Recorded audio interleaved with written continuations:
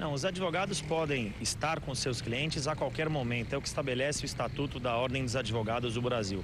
Porém, a autoridade que cuida, a autoridade responsável por aquela prisão, estabelece que em determinados horários essa visita não deverá ser feita porque pode trazer um risco de fuga aos detentos. Então, normalmente, as autoridades não aceitam com que os advogados visitem os seus clientes num período noturno, um período onde é mais provável que as pessoas fujam.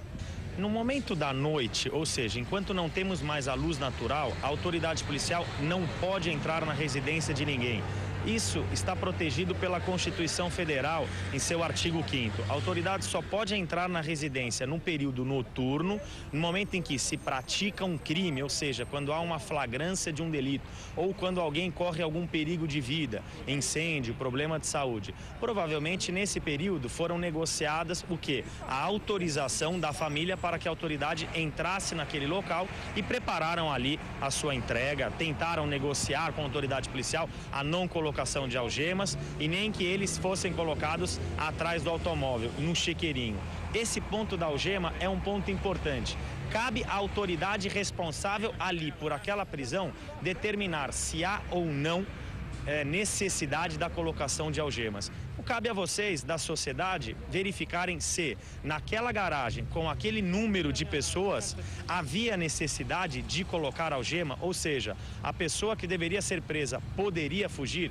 Essa é uma questão de bom senso. Bem, Luciana, sua questão é muito importante. Realmente é verdade. Ali a autoridade quer dar uma resposta à sociedade, ao clamor público. Porém, isto não está previsto em lei, ou seja, essa resposta não deve ser dada dessa forma. A resposta que deve ser dada à sociedade é de que essas pessoas serão acusadas, essas pessoas serão processadas, todas as pessoas processadas têm direito a se defender, têm direito a demonstrar ou tentar comprovar a sua inocência.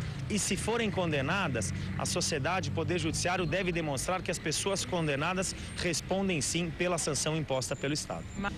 O Poder Judiciário, ele fundamenta a sua prisão preventiva pela garantia da ordem pública. E lá ele justifica da seguinte forma, de que há uma credibilidade da justiça, ou seja, que a credibilidade da justiça está sendo colocada em xeque.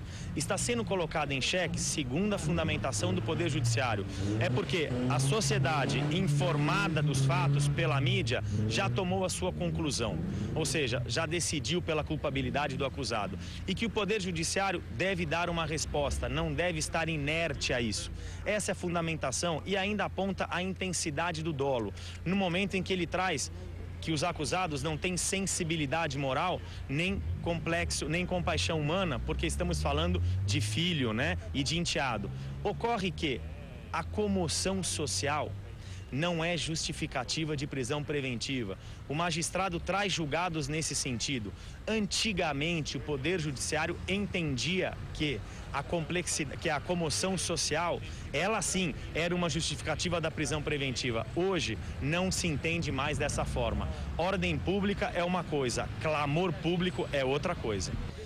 Na nossa visão, eu entendo que não há, por essa justificativa, um preceito legal que justifique essa prisão cautelar. Em outro momento, o Poder Judiciário fala do risco à instrução. Essa sim é uma justificativa de prisão preventiva. No momento em que ele desenvolve a tese de que provas foram modificadas, ou seja, havia uma fralda ali num balde, o sangue foi limpo. Mas o magistrado não desenvolve esse raciocínio, porque se isso foi feito antes do fato, não podemos imputar aos acusados porque não temos uma decisão definitiva.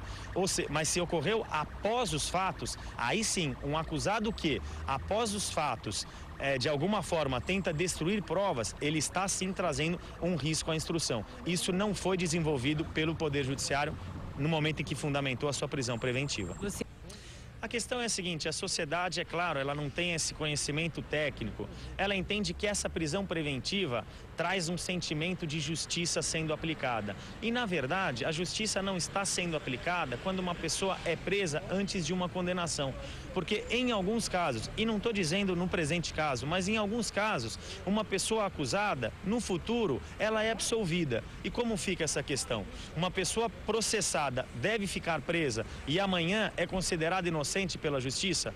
Por isso que a prisão só deve ser decretada após uma condenação definitiva. O que deve ocorrer para que não haja essa comoção social é que o Poder Judiciário haja com celeridade, ou seja, verifique se eles são ou não culpados imediatamente. Muito obrigada pela entrevista.